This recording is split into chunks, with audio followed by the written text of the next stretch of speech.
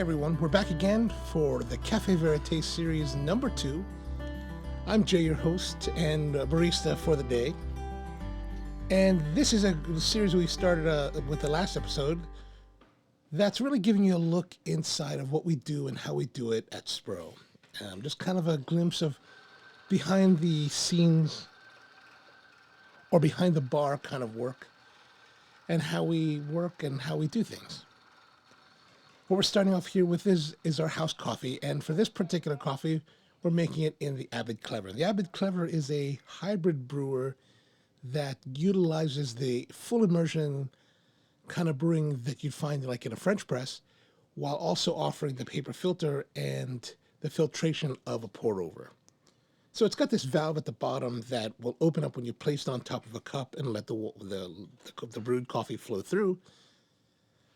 So here we are, we're just starting off with 24 grams of coffee, because at Spro we use standardized sizes for all of our drinks. So for all of our coffees, our brewed coffees, we're using 12-ounce servings. And this Abid Clever will allow us to make one serving at a time, fresh to order, so that the coffee's always at its peak for you to enjoy.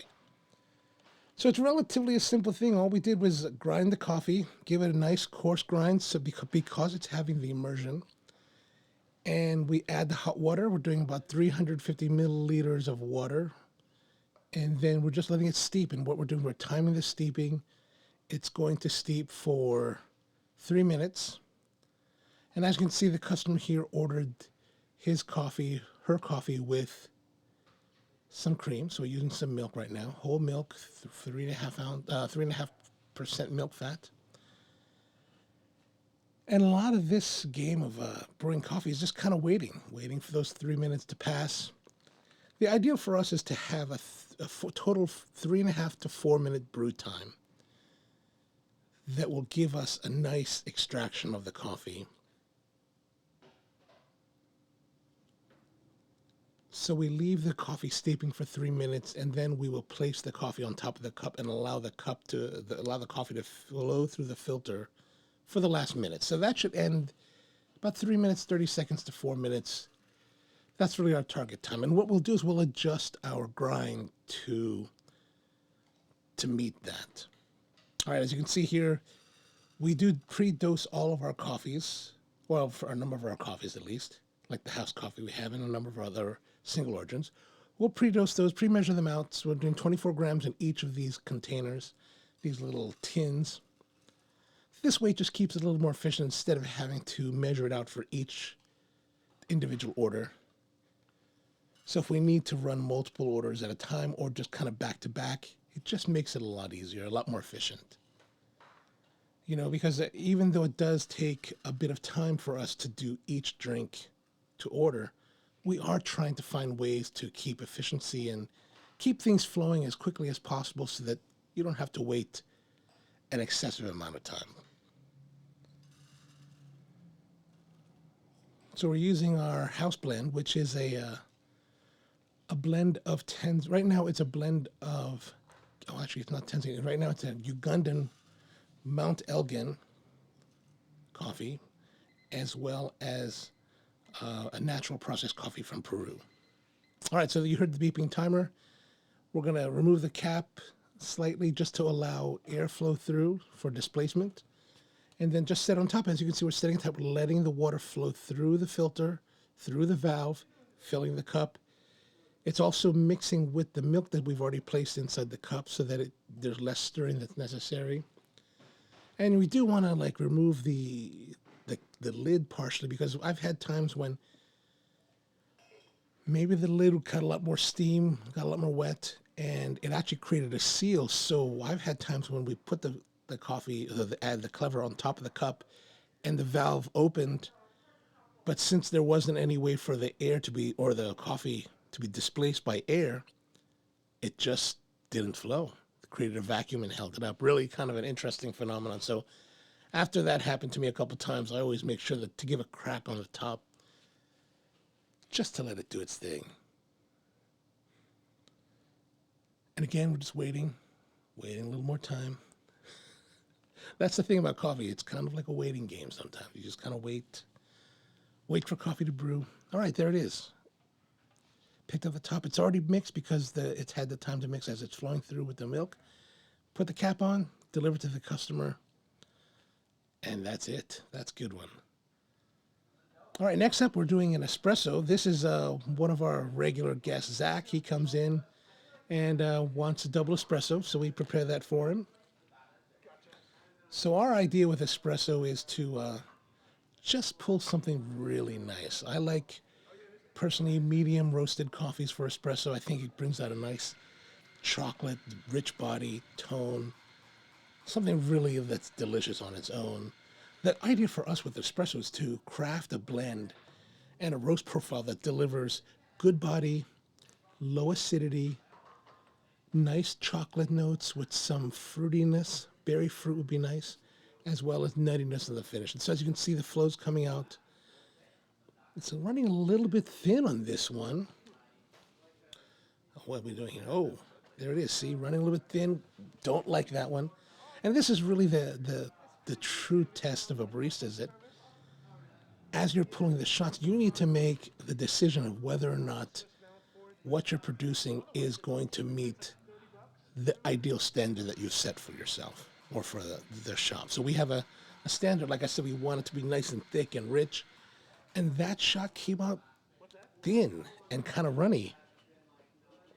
So the decision was made as we're watching the stream flow to cut the shot, dump it, and start again. Now it does cost a bit, like we estimate for every double shot it costs us about $1 a piece. So there it is. We're running in 2 shots already. So $2 for a $3 drink. And this one's got a little bit of wavering. It looks a little bit light, but it looks like it's going to be all right. It's nice. The flows over. There's a lot of banter. As you can hear, there's a lot of banter going on. A lot of our guests know each other now over the years, and they like to talk to each other about whatever's happening in the world, different things. Yeah, there's Zach. He's kind of peeking at the camera. And of course, the important part of it all is the transaction. We run a little POS here that does the job, just doing a little transacting, credit cards. We take credit cards of any type as well as cash. I know a lot of people during the pandemic have been like, oh, do you take cash? Yeah, we always take cash. Cash is king still for us. So, come on down. All right, so moving next, another one of our regular guests, Bill, comes in and likes an Americano. He gets one every day. And the Americano is really one of my favorite drinks for espresso, because what we're trying to do is create the same kind of espresso experience in a much larger serving. So our typical Americano serving size is 12 ounce. And the idea for us is that we want to pull a shot of espresso that has the same type of crema that you'd find in a shot of espresso. I'm sorry, we want to pull a shot of espresso that looks like it is an espresso on top of the Americano. So we want that crema to be nice and thick, rich, reddish brown crema with maybe some flecking and some tiger striping will be great. This one's looking a little bit kind of towards let's see, the lights out. That looked all right. Perhaps not as dark as we might like totally, but that's actually quite acceptable. Nice reddish brown crema on that one. And there's Bill doing his thing. So everybody just kind of hanging out, talking. Yeah, laughing. Let's go back to the other shot. Now we're coming in here.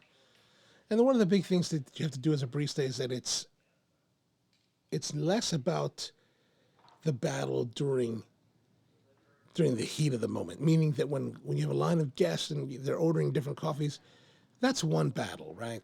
That's an important one. However, I think the battle that's really the most important is what happens between guests.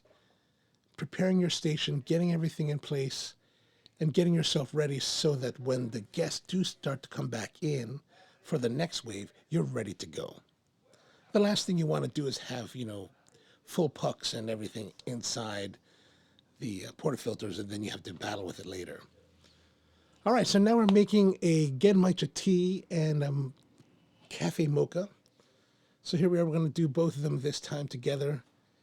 So this Genmaicha is a, sencha tea, green tea from Japan, that has toasted rice with it. And we're scooping that out and putting that into our tea brewer. And this tea brewer is called the VO1 tea brewer, made by a group of guys called Mad Monk Tea in San Diego.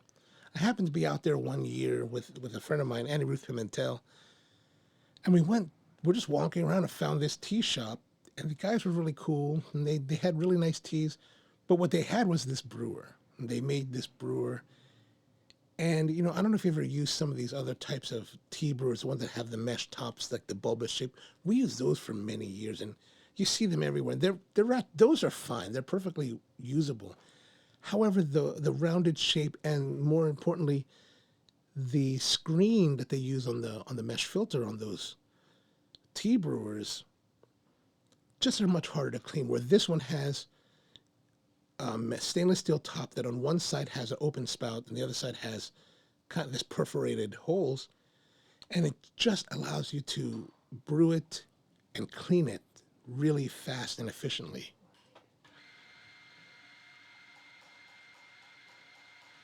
All right, so we're grinding up here for the mocha. So as you saw, just before that, I was at the refrigerator getting our ganache. We're scooping on a little bit of our ganache, putting into the cup, and now we're going to pull the shot into the cup on top of the ganache. So we make our own ganache, and the other side of it is we want to make sure, our goal really is to pull all of our shots of espresso directly into the vessel that we're serving. Mainly because we don't want to lose any part of the espresso, whether it's part of the liquid or part of the crema. We don't want to lose any of that. We want to try to keep it. And then now we're just going to steam some milk. So for this, we'll bring the milk right about to 165, 175 degrees, somewhere in there. I think that's the optimal temperature. And of course, purge and wipe. So the ganache that we make is actually kept refrigerated, so it's a little bit on the hard side.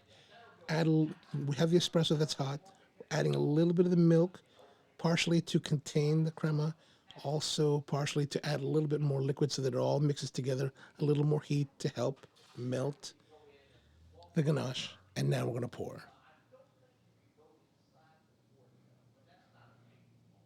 So I'm not the greatest latte artist. I can do a little bit of latte art, mostly hearts, rosettas, things like that. I never really got into the whole I'm going to make swans thing. That's just something I was always focused more on the coffee brewing side rather than the milk design side. And, a lot of my friends are really into the latte art, and they do beautiful work. And some of the latte art that I've seen out there, while judging the World Latte Art Championships, is just been beautiful. Just been beautiful stuff. And so now we've got the teas finished up as well.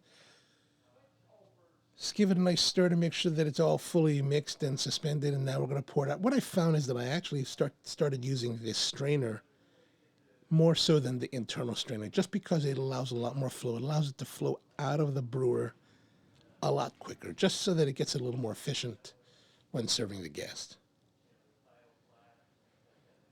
And this gentleman comes in pretty much every day. He orders the mocha with the Genmaicha, and sometimes he also adds in a brewed coffee as well, a house coffee. Today he's only getting 2. So once again, we're going back to battling, getting that battle back to clean up everything and prepare for the next round. Rinsing out the portafilters. Make sure the baskets are just well rinsed out so that all you have to do is make sure you wipe it when you start up again for the next round. And now the next round is here.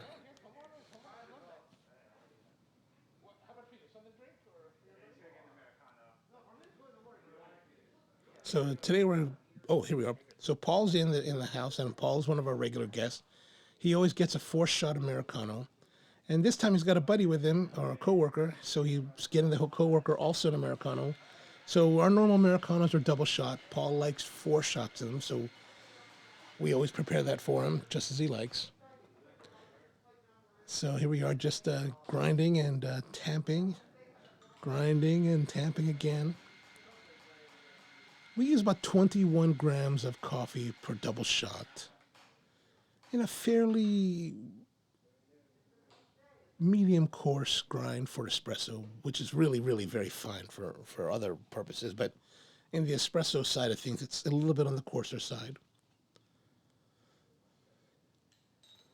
We want the compaction, but we don't want too much compaction. So remove the spouts. What we do is remove the spouts because the nice thing about these La Marzocco stainless steel portafilters is that you have these removable spouts. So it allows you to put the 12-ounce cup directly underneath the spouts. So like I said earlier, we want to pull the shots directly into the cup that we're serving in, and that just allows it to do that. So as you can see here, I was running both of them, and